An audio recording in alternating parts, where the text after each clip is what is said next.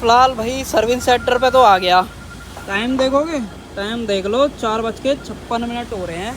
इतना बुरा हाल है, क्या बोलूँ। इतनी देर से गाड़ी यहाँ पे खड़ी है और सिर्फ इतनी गाड़ी है, सुबह से धुली नहीं है, सुबह से सही भी नहीं हुई है। गेट पास पहले ही तय है इनका। क्या ही बोलूँ इन लोगों से, हद होती है किसी चीज़ की। अब मैं इतनी देर से यहाँ पे खड़ा रहा हूँ, 5 साढ़े 5 ऑलमोस्ट बजने वाले हैं और अभी तक जो है सही वही नहीं हुई है। फिलहाल भाई अपनी गाड़ी तो मिल गई और सही हो चुकी है, ये सबसे बढ़िया चीज़ है। तो इसके लिए मैं खुद को कॉन्ग्रेचुलेशन कर लेता हूँ या टाटा वालों को बोल देता हूँ, एक ही बात है। बट एक बार डेट वगैरह देखो, 4 तारीख को गाड़ी खराब हुई थी, 12 सितंबर। और टाइम कितना हो रहा है, टाइम अभी दिखाता हूँ। टाइम हो रहा है फिलहाल 5:27। इनवॉइस नहीं है, सिर्फ ये गेट पास है। वो पता ही होगा, अगर आप ऑलरेडी चैनल पे हो तो आपको पता होगा कि भाई बिल विल तो इनका ऐसे ही चलता रहता है कि बिल बने ना बने कोई मतलब नहीं है, 55 रुपये मिल जाने चाहिए हर बार जब भी बंदा आएगा। बाकी चलो 55 रुपये में गाड़ी वॉश हो गई, ये सबसे बढ़िया चीज़ है। पहले भी सर्विस पे नहीं कराई थी, अब भी नहीं कराई है, तो ये थोड़ा सा है। यहाँ से निकल लेते हैं। बाकी गाड़ी में क्या कुछ चेंज हुआ है मैं आपको एक जगह यहाँ पे रुकूंगा, उसके बाद दिखाऊंगा, क्योंकि यहाँ पे सर्विस सेंटर पे आपको पता ही होगा कि भैया जब वीडियो डाल दो तो फिर गिद्ध वाली नज़र हो जाती है कि कोई वीडियो तो नहीं बना रहा है, तो वो है। फिलहाल ये बढ़िया है, सब कुछ काम वारंटी में अपना हुआ है। ये मैं इसके लिए जो है टाटा को धन्यवाद अपने अंदर मन तन धन से सबसे जो है कर देता हूँ, जो कि चलो बाकी मिलते हैं। यही था मेन बताने लायक। आने वाले टाइम में कुछ नया होगा तो शेयर करता हूँ, अदरवाइज इसमें क्या कुछ चेंज हुआ है वो मैं आपको जरूर से दिखाता हूँ। फाइनली भाई अपनी जो ईवी है ऑलमोस्ट 7 दिन बाद घर पे वापस आ चुकी है। मैं इसको ले आया, 2 से दिन मैंने इस गाड़ी को चला भी लिया है और आज मैं आपके साथ शेयर करने वाला हूँ इस गाड़ी के अंदर क्या तो इशू बना था और टाटा ने उसके ऊपर क्या टेक लिया है, क्या कुछ इस गाड़ी के अंदर चेंज हुआ है। ये सारी चीज़ें आज के इस वीडियो के अंदर मैं आपको बताने वाला हूँ। साथ ही मैं अपना एक्सपीरियंस भी शेयर करूंगा कि टाटा के साथ कैसा रहा और वीडियो डालने के बाद उनका बिहेवियर कैसा रहता है। और एक दो चीज़ें और ऐड कर देता हूँ। आज की डेट में अगर आप इस गाड़ी का ओडोमीटर देखोगे ना, तो ये गाड़ी 72,000 से भी ज़्यादा चल चुकी है सिर्फ 2 साल। ये लगा लो 2 साल से 1-2 महीना ही एक्स्ट्रा हुआ है। इसको मैंने आई थिंक, जहाँ तक मुझे याद है, मैं आपको एक बार देख के बता देता हूँ। जुलाई में इसको जो है ऑलमोस्ट 2 साल कंप्लीट हुए। अगस्त सितंबर भी अभी पूरा खत्म नहीं हुआ है, तो ये लगा लो 2 महीने भी पूरे एक्स्ट्रा जो है यहाँ पे नहीं हुए हैं। और इन सिर्फ 2 साल और 1.5 महीने के बीच के अंदर ये गाड़ी इतना किलोमीटर जो है कवर कर चुकी है। तो आज मैं आपको ये भी बताने वाला हूँ इसकी बैटरी का ओवरऑल रिस्पॉन्स कैसा है। ये सारी चीज़ आपको ज़रूर से जाननी होंगी, क्योंकि अगर आप एक ईवी पे 10-11 लाख रुपए इन्वेस्ट करते हो इस छोटी सी गाड़ी की तरफ, हालांकि इससे बड़ी बड़ी भी ईवीज आ रही हैं, लोग ले रहे हैं, बट उनका माइंडसेट अब किस तरीके से सोच रहे हैं वो मुझे नहीं पता है। बट हालांकि अगर मैं अपनी बात करूं तो मैंने इस गाड़ी को लिया था कहीं ना कहीं पैसे बचाने के लिए। तो क्या इसने पैसे बचाए हैं कि नहीं बचाए हैं वो भी आपके साथ शेयर करने वाला हूं। तो चलिए बिना टाइम वेस्ट करे वीडियो को कर लेते हैं स्टार्ट। वीडियो अगर आपको पसंद आए तो लाइक शेयर सब्सक्राइब आप कर सकते हो। चलिए, अगर आपने वीडियो पुरानी वाली नहीं देखी है तो आपको नहीं पता होगा कि इस वीडियो का कॉन्टेक्स्ट क्या है। कॉन्टेक्स्ट से मतलब है इस वीडियो के अंदर मैं आपको क्या दिखाने वाला हूँ, क्या मेरी गाड़ी के साथ हुआ था, वो आपको नहीं पता होगा। अगर आपको डिटेल में जानना है या आप ईवी लेना चाहते हो, ईवी का प्लान कर रहे हो, तो फिर ये चैनल पर आप लोगों के लिए आप यहाँ पे करके प्लेलिस्ट पे क्लिक कर लेना। बहुत सारी आपको वीडियोस मिल जाएंगी, जो भी आपकी क्वेरी हो उस पर जाके आप देख सकते हो, आपके सारे डाउट क्लियर हो जाएंगे कि अगर आप एक ईवी को लंबे टाइम तक अपने पास रखते हो तो कैसा ओवरऑल सर्विस कॉस्ट का खर्चा आता है, रिलायबिलिटी गाड़ी की कैसी है, क्या आपको लेना चाहिए नहीं लेना चाहिए, रेंज में कितना फर्क आता है। ये सब सवाल जरूर से होंगे अगर आप पहली बार एक ईवी लेने जा रहे हो तो फिर ये चैनल आप लोगों की हेल्प कर सकता है। तो अब मैं आपको बता देता हूँ, इस गाड़ी को 4 सितंबर जो है मैं बुलंदशहर से खुर्जा अपने घर की तरफ जो है लेके आ रहा था और उसी दौरान भाई इसका चलते चलते जो है एक्सल और जो सी माउंटिंग है, सी माउंटिंग का मतलब क्या होता है कई लोगों को थोड़ा सा टेक्निकल मैं आपको बता देता हूँ। अब उस टेक्निकल के लिए इसलिए मैं ये वाली बात बोल रहा हूँ ताकि आपको ना बिल्कुल भी ये डाउट ना रहे कि गाड़ी के अंदर ये माउंटिंग वगैरह के बारे में क्या बता रहा हूँ, क्योंकि अगर मैंने आपको पहले नहीं बताया तो आपके मन में क्वेश्चन रह आएगा। माउंटिंग के बारे में बताने से पहले मैं आपको एक दो चीजें पहले क्लियर कर देता हूं। अब ये जो टियागो ईवी है ना, ये इनिशियली ईवी के अंदर नहीं आ रही थी, ये पेट्रोल सीएनजी के अंदर आती थी। हालांकि डीजल भी आया था बहुत मंदे टाइम में, जो लोग टियागो को ओन कर रहे होंगे या टियागो के बारे में पता होगा तो उनको पता होगा इसमें डीजल इंजन भी आया करता था। तो ये एक आइस इंजन को जो है ना रिप्लेस कर दिया गया है मोटर और बैटरी पैक के साथ में। इसमें ऐसा कुछ भी नहीं है कि जो ईवी सेंट्रिक हो, चाहे आप इसके अलॉय बात कर लो, टायर बात कर लो, ड्राइविंग डायनेमिक्स बात कर लो, ये जो दो तीन चीजें अलग हैं। जैसे गाड़ी ईएससी आपको ऑफर कर देती है तो वो थोड़ा सा अलग है, रीजनरेटिव ब्रेकिंग आपको ऑफर कर देती है क्योंकि ईवी है, तो वो वाली चीज। अब देखो ईवी को कन्वर्ट करते टाइम देखो कुछ तो चैलेंजेस आएंगे ही। मैं टाटा की इसमें बुराई बिल्कुल भी नहीं कर रहा हूं, मेरी तरफ से तो टाटा को बहुत ज्यादा एप्रिसिएशन बनता है कि भाई इस सेगमेंट में, छोटी सेगमेंट में ईवी जो है वही लेके आए हैं, और कोई प्लेयर तो मार्केट में भाई आ ही नहीं रहा है। ये लगा लो ऑलमोस्ट मुझे इतना टाइम हो गया गाड़ी को देखते देखते, सब लोग 20-20 30-30 लाख की गाड़ियां लेके आ रहे हैं। मतलब इस बजट में तो कोई बंदा ईवी लेके नहीं आ रहा। चलो वो साइड कर देता हूँ। अब टाटा ने देखो कोशिश करी, सब कुछ करा, कोई दिक्कत नहीं। गाड़ी में मुझे देखो फर्स्ट लॉट की गाड़ियां दिक्कत आती हैं, चलो टाटा सॉल्व भी कर रहा है, मुझे उससे रिलेटेड कोई भी दिक्कत नहीं है। और डीलरशिप से भी देखो 19-20 होता है। मैं ये नहीं कह रहा कि बिल्कुल ही खराब डीलरशिप है, काम नहीं करके देती है। मैस्कट की बेसिकली बात कर रहा हूँ, तो वो चीज़ आप ध्यान रखना। अगर आप गूगल पर भी सर्च करोगे ना पता पड़ जाएगा, अलीगढ़ और अपने नियर बाय 50 किलोमीटर के दायरे में भाई उन्हीं की डीलरशिप पड़ती है। तो ठीक है, मुझे कोई इससे रिलेटेड दिक्कत है नहीं। बट मैं आपको चलो माउंटिंग वाला बताता हूँ। ये लगा लो, ये मेन जो इसकी चेसी है या फ्रेम अगर आप बात करोगे तो उसके ऊपर ये माउंट है, एक माउंट आपको यहाँ पे मिलेगा। अब देखो ये ऐसे तो माउंटिंग कर दी गई। अब जब आप गाड़ी को चलाओगे तो ये कहीं ना कहीं ऐसे तो मूव करेगा ना, आगे पीछे, आगे चलाओगे तो पीछे जाएगा, पीछे जाओगे चलाओगे तो आगे की तरफ मूव करेगा। ड्यू टू, अगर जो साइंस के बंदे होंगे उनको पता होगा कि जो न्यूटन का थर्ड लॉ है कि every action have their equal and opposite reaction, तो उसकी वजह से अगर आप गाड़ी को आगे की तरफ मूव करते हो तो पूरी की पूरी यूनिट जो है पीछे की तरफ जाने लगती है।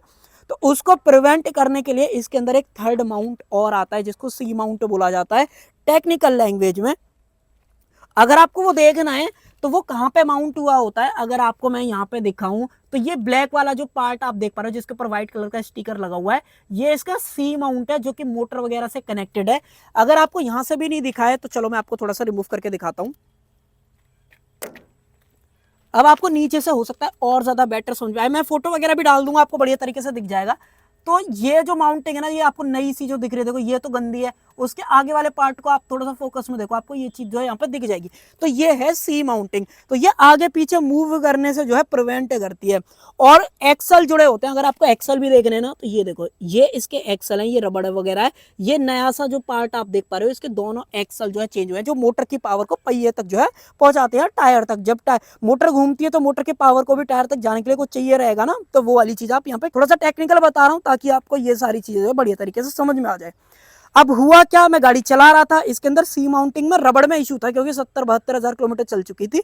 तो रबड़ थोड़ा सा वेयर एंड टेयर हल्का सा आ ही जाता है जब आप इतनी गाड़ी को चलाते हो। तो भाई छोटे मोटे पार्ट है, चलो कोई बात नहीं।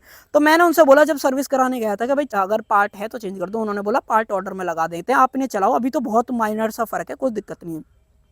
चला तरा ये गाड़ी लगा लो 2 से 3 दिन भी नहीं चली सर्विस कराने के बाद। ये गाड़ी की जो सर्विस थी वो 75,000 वाली मैं करा के लेके आया था। आई थिंक 8th सर्विस थी या तो 7th सर्विस थी। अब मैं थोड़ा सा कंफ्यूज हो चुका हूँ इस वाले मामले में क्योंकि बहुत टाइम हो गया, लगभग महीना भर सा होने को बाद को जो है आ लिया है। तो वो वाली चीज। तो भाई क्या हुआ, चलाते चलाते भाई मेन रोड पे एकदम इतनी तेज आवाज आई, और इसका जो मेन माउंटिंग है सी माउंट जो मैंने आपको दिखाया, आपकी स्क्रीन पे भी आ रहा होगा, वो देख लेना भाई, वो ना जो है जड़ से टूट गया। जहां पे ये बॉडी से कनेक्टेड रहता है ना मेन चैसी से, वो टूट गया। और मुझे तो ये समझ में नहीं आया, टाटा ने जब पहली बार ये टियागो ईवी बनाई थी, फर्स्ट लॉट की गाड़ी है, ये मैं आपको पहले क्लियर करके चल रहा हूँ, तो वो चीज ध्यान रखना। इसके बाद भी कई सारे अपडेट आए, छोटे मोटे ट्यूनिंग जो है ब्रांड करता रहता है, जो उनको लगती है ना दिक्कतें वो सुधारते रहते हैं।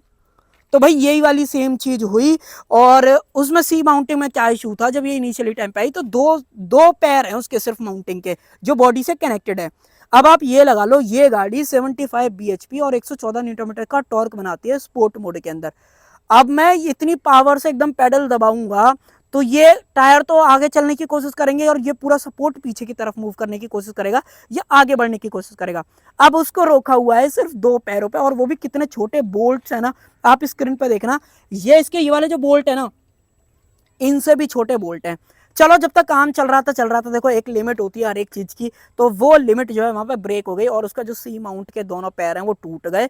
और भैया जैसे टूटे, देखो, और जो एक्सल, जो थोड़ा सा टेक्निकल जानते हो ना, एक्सल में भी पता एक चीज होती है, मैं आपको थोड़ा सा दिखा देता हूं ताकि आपको रेफरेंस के लिए दिखाए। अगर आप यहाँ पे ये वाले पार्ट देखोगे ना, और अगर आप ये वाला पार्ट देखो, दोनों अंतर है। ये वाला पार्ट ना कहीं भी बेल्ट वगैरह या एक तरीके से ऐसा नहीं है कि पकड़ा हुआ होता है। ये सिर्फ मैं आपको थोड़ा सा समझा पाऊं तो एक तरीके से आप ये समझ लो, जैसे अगर आपने ट्रेन की कपलिंग देखी होगी, जो ट्रेन और जो उसके बॉक्सेस या एक तरीके से जो कैरेज जो होता है वो कवर कैसे कनेक्ट रहता है, वो एक हुक की तरह होता है इस तरीके से, और उसमें हुक फंसा होता है।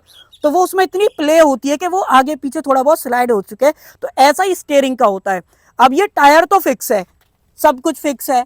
अब ये जब आप स्टीयरिंग मोड़ते हो ना, थोड़ा बहुत एंगल में फर्क आता है, और उस एंगल को प्रिवेंट करने के लिए उसमें जो ना इतना गैप होता है, वो रबड़ वाला पार्ट जो मैं आपको बता रहा हूँ ना, वो ऐसा नहीं है कि वो फिक्स रहता है। चलो मैं आपको एक बार रेफरेंस के लिए फोन को माउंट करता हूँ और स्टीयरिंग एंगल चेंज करूंगा, तब आप देखना कि मैं किस बारे में बात कर रहा हूँ। मैंने इसको प्रॉपर एंगल पे माउंट कर दिया है। अब मैं स्टीयरिंग घुमाऊंगा, तब आप देखना कि किस चीज के बारे में बात कर रहा हूँ। वो रबड़ ना देखो एक बार खिंचेगी और फिर कॉन्ट्रैक्ट होगी। अभी देखो ये स्टीयरिंग इधर है ना, अब मैं इसको अपोजिट डायरेक्शन में घुमाता हूं, देखा आपने। फिर मैं दोबारा इसको इधर करता हूं।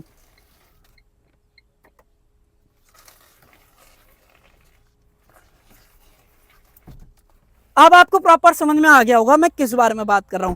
तो ये ऐसा नहीं है कि ये पूरा ना हिस्सा वेल्ड हुआ होता है, ये एक तरीके से पूरा हिस्सा सिर्फ फंसा हुआ होता है। तो जैसे ही वो सी माउंटिंग टूटी, ये पूरा मॉड्यूल आगे की तरफ आ गया। ये जो बैंड हुई है ना, ये वाली चीज देखो यहां से बिल्कुल सीधी है और ये थोड़ी सी बैंड हो गई है, क्योंकि ये पूरा मॉड्यूल ना थोड़ा सा हिलता है। अगर मान लो मैं दिखाऊं, देखो ये अगर आप यहाँ पे देखोगे ना, तो इसमें रबड़ में थोड़ी सी प्ले होती है, ऐसा नहीं बिल्कुल मेटल से जुड़ा हुआ होता है। अगर आप क्लोजअप में देखोगे ना, तो ये हिस्सा पूरा हिलता है थोड़ा सा, ताकि शॉक वगैरह आए, सस्पेंशन का ट्रेवल हो या गाड़ी में कोई भी झटके वगैरह आए तो उसको प्रिवेंट करा जा सके। तो जैसे वो टूटा, पूरा मॉड्यूल आगे बढ़ गया, और जैसे मैंने स्टीयरिंग काटा, वो एंगल चेंज हुआ, तो भाई उसके एक्सल वैक्सल सब कुछ निकल गए। और इतनी तेज आवाज आई, क्योंकि भाई वो जब निकले तो बिल्कुल जमीन में घुस गए, और इतनी तेज, लगभग ये लगा लो 40-50 के आसपास भी गाड़ी नहीं होगी, तो इतनी तेज आवाज आई।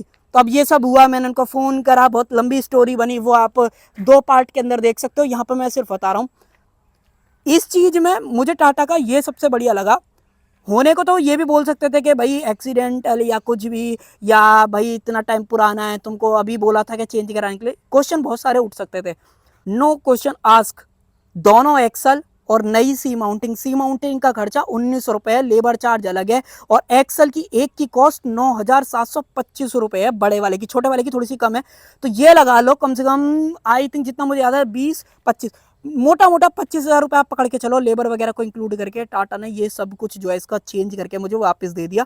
बट हालांकि सब कुछ बढ़िया ही नहीं था। टाटा ने ऑलमोस्ट ये लगा लो, टाटा डीलरशिप ने, टाटा ने के तो इसमें देखो मैं नहीं बोलूंगा कि कुछ भी टेक है। टाटा का टेक था कि उन्होंने भैया पार्ट चेंज करके दे रहे हैं, कुछ भी डिफेक्ट आ रहा है तो आपको जो है वारंटी में कवर करा जा रहा है। इस चीज के लिए मैं जो है ना टाटा को अप्रिशिएट करता हूँ, क्योंकि भाई टाटा ने वारंटी में ये वाली चीज मुझे करके दे दी। हालांकि मैं कुछ दिन परेशान भी हुआ, गाड़ी ली गई थी पैसे बचाने के लिए, तो मैंने आपको बोला भी, और मुझे जो है ट्रैवल अपने पैसों से जो है करना पड़ा, क्योंकि बस वगैरह में, बाइक वगैरह में, पेट्रोल वगैरह में, इन सब में अच्छा खासा खर्चा हुआ। हालांकि अब ये गाड़ी वापस आ चुकी है, मैं तो कोशिश कर रहा हूँ, एक्सपेक्ट कर रहा हूँ कि भाई अब मुझे डीलरशिप पे ना ही जाना पड़े, क्योंकि अगर मैं आपको आयरा ऐप में लेके जाऊँ ना, तो रनिंग रिपेयर में ये गाड़ी मल्टीपल टाइम जा चुकी है। क्योंकि मैंने आपको बताया ना कि भाई ये गाड़ी फर्स्ट लॉट की है, तो फर्स्ट लॉट में दिक्कत आ सकती हैं, और मेरी वाली में तो ज़्यादा ही दिक्कतें आ रही हैं। तो मैं इसमें ये नहीं बोल रहा कि यार मेरी गाड़ी रिप्लेस करके दो या ये वो फला, मुझे कोई इससे रिलेटेड कुछ ऐसा है नहीं। हालांकि गाड़ी अपनी वापस आ गई, दोनों काम अपने पूरे हो गए। तो ये सब कुछ मैं आपके साथ इसलिए शेयर कर रहा हूँ, जो टाटा पे लगता है ना ब्लेम कि उनकी सर्विस अच्छी नहीं है। देखो डीलरशिप एंड से थोड़ी सी दिक्कतें आती हैं उनका, मैं आपको बताता हूँ मैं ये वाली दिक्कतें वाली बात क्यों बोल रहा हूँ। अब ये गाड़ी जिस दिन खराब हुई थी ना, तो मैंने डीलरशिप पे कॉल करी थी, उसी टाइम 6:30 के आसपास थे। अगर आप पुरानी वीडियोस उठा के देखोगे ना, मैं दोनों पार्ट आई बटन में पिन करूंगा, आप देखना चाहते हो ना देख लेना। तो मैंने कॉल करी, तो भाई एडवाइजर जो है मुझसे बोलता है, पहले तो पार्ट ही नहीं आया, दूसरा कि हमारा जो टाइम है, हम सिर्फ जो वो वर्किंग टाइम होता है उसके अंदर ही सब कुछ आपके साथ शेयर कर सकते हैं, बता सकते हैं। ये लगा लो कोई भी ईमान धर्म नहीं है, मतलब बंदा वहाँ पे कहीं फंस गया हो तो तुम बिल्कुल ये भी नहीं करोगे कि भाई कैसे करना है, कैसे गाड़ी तो होकर जाएगी, ये हेल्प करो सर, ये नंबर है। कुछ हेल्प उनकी तरफ से नहीं मिली। वो हालांकि मेरी गाड़ी मेरे घर के पास ही खराब हुई थी, और अगर दूर भी खराब हो जाती तो ऐसा तो है नहीं कि भाई मैं कुछ हेल्प अपनी खुद की नहीं कर पाता, खुद भी कर लेता, ऐसी कोई दिक्कत नहीं है कि टाटा वाले मेरी हेल्प करेंगे। बट भाई कस्टमर सपोर्ट बहुत वीक है। दूसरा, उन्होंने मुझसे बोला, मैंने वो सारी वीडियो बनाई थी क्योंकि मुझे आप लोगों को दिखाना है, भाई आपको भी तो पता पड़े, आप अपनी 11 लाख रुपए की मनी जो है एक छोटी सी गाड़ी पे इसलिए लगा रहे हो ताकि आपके जो डे टू डे लाइफ का पेट्रोल वगैरह का खर्चा है वो कहीं ना कहीं सेव हो सके। और मैं ये वीडियो ना बनाऊं टाटा वालों के हिसाब से, उनके नेगेटिव जाता है इंप्रेशन। भाई तुमने प्रोडक्ट पे इतनी R&D क्यों नहीं करी कि भाई नेगेटिव बंदा वीडियो ना ही बना पाए। मारुति पे तो इतनी नेगेटिव वीडियोस नहीं बनती हैं, हालांकि उनको टीन का डब्बा बोला जाता है आज की डेट में, तो वो अपनी जो सेफ्टी है उसको सुधार भी रहे हैं। भारत एनकैप में आप देख भी रहे होंगे, विक्टोरिया को 5 स्टार मिल गए, डिजायर को 5 स्टार मिल गए, तो इन सब के थ्रू वो सुधार रहे हैं। तो टाटा को भी तो अपनी सर्विस और अपने जो ओवरऑल R&D है या पार्ट सपोर्ट है उसमें सुधार होना चाहिए। एक तो मेरा टाटा से क्वेश्चन ये है कि भाई आप ईवी बना रहे हो, सबसे ये लगा लो इंडिया के अंदर सबसे बड़ा मैन्युफैक्चरर है टाटा, जो कि ईवीज में गाड़ियां जो है सेल कर रहा है। तो भाई अपने कुछ पार्ट तो डीलरशिप पे मतलब हमेशा अरेंज करके रखने चाहिए ना, चाहे एक्सल हो गया, चाहे सी माउंटिंग हो गया, चाहे रबड़ वाले पार्ट हो गए। तो सर्विस में तुम क्या सिर्फ गेयर ऑयल वगैरह बदलते हो और धो के और एयर फिल्टर साफ करके दे देते हो कस्टमर को? तो ये मेरे थोड़े से कुछ क्वेश्चंस हैं जो कि मुझे थोड़ा सा समझ में नहीं आते हैं। हालांकि मैं तो इसमें कुछ कर नहीं सकता, मैं तो सिर्फ आपको अवेयर कर सकता हूँ कि ऐसा आपके साथ होगा अगर आप ईवी वगैरह लेते हो। तो चलो, ओवरऑल मैं सेटिस्फाई हूँ। अब तो क्या ही कर सकते हैं, सेटिस्फाई हूँ या ना हूँ, अब तो जो होना था वो हो गया, गाड़ी अपने पास वापस आ चुकी है। तो जो वीडियो बनाने के बाद टाटा की तरफ से मुझ पर मेरे पास कोई भी ना कॉल आई ना कुछ, भाई कॉल उठाते भी नहीं थे, बहुत ज़्यादा जो है वो हुआ। अब मैं उसको सेकेंडरी कर चुका हूँ, क्योंकि भाई हो सकता है आने वाला टाइम में मैं गाड़ी को सेल करूंगा। गाड़ी की रीसेल वैल्यू है नहीं, ये लगा लो स्पनी और कार 24 पे तो उन लोगों ने साफ मना कर दिया कि हम ईवी लेते ही नहीं है ऐप में।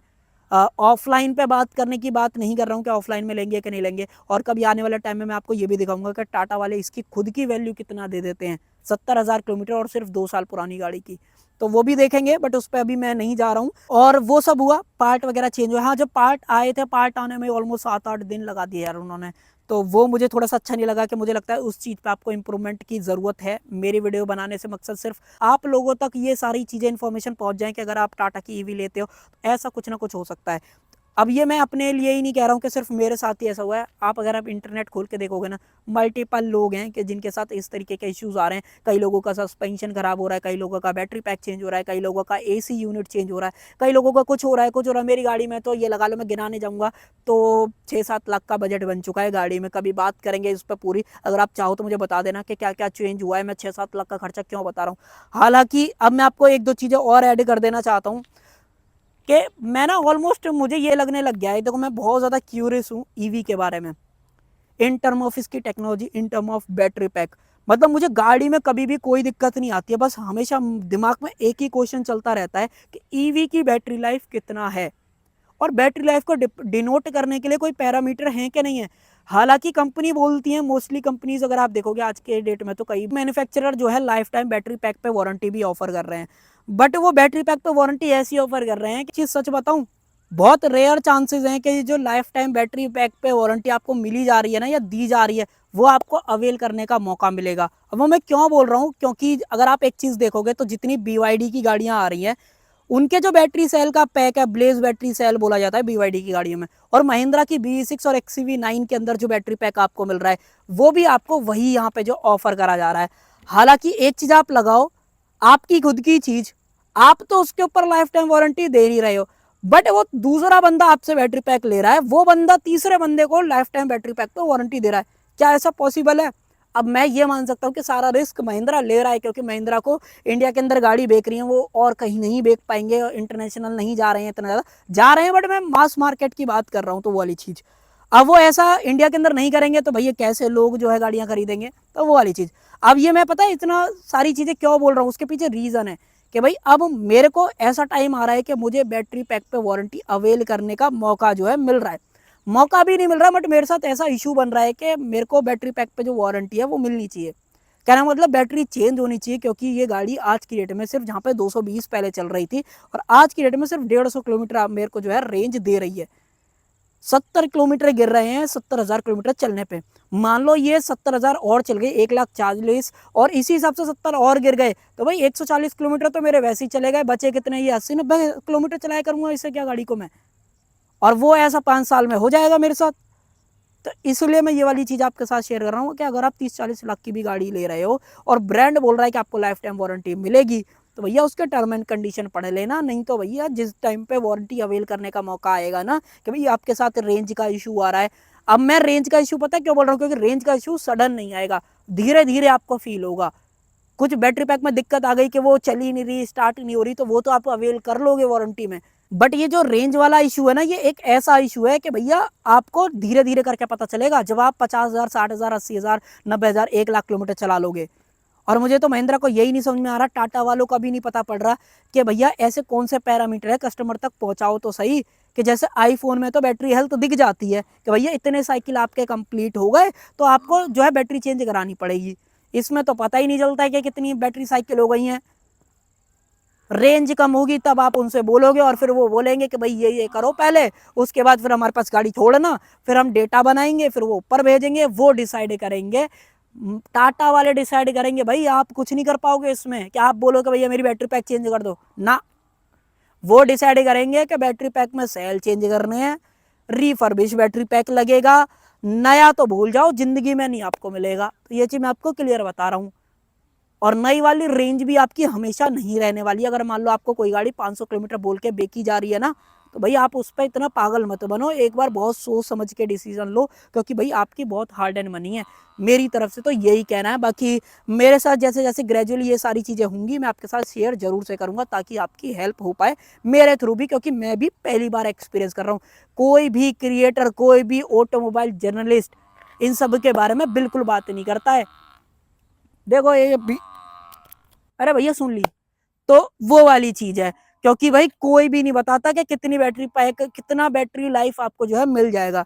ये तो सब बोल देते हैं कि 1,60,000 किलोमीटर की वारंटी है 8 साल तक की, उसके बाद आपको देखना है। अरे ये 8 साल से पहले 1,60,000 किलोमीटर चल गई, उसके बाद क्या ये 100 किलोमीटर ही चले करेगी क्या? क्योंकि अगर आप, मैं नाम भूल रहा हूँ जो टाटा के जो मेन ईवी डिपार्टमेंट के, थोड़ा सा मिस हो रहा है, मैं डाल दूंगा यार, थोड़ा सा दिमाग से उतर रहा है, बहुत टाइम पहले मैंने देखा था, उनके इंटरव्यू वगैरह आते रहते हैं। उन्होंने बोला था कि इसकी जो 80% बैटरी हेल्थ जब होगी तो उनके हिसाब से ये गाड़ी 5 लाख किलोमीटर चल चुकी होगी। यानी कि 20% जो शुरुआत की हेल्थ है उसके अंदर ये 5 लाख चल जाएगी। उसके बाद भी ऐसा नहीं है बिल्कुल बंद ही हो जाएगी, उसके बाद भी आपके थोड़े बहुत किलोमीटर कम चलेंगे, वो मैनेजेबल है। चलो अब ये 70,000 के बाद ही इतनी गिर जाए तो भाई ये तो मैनेजेबल कहीं से नहीं है ना।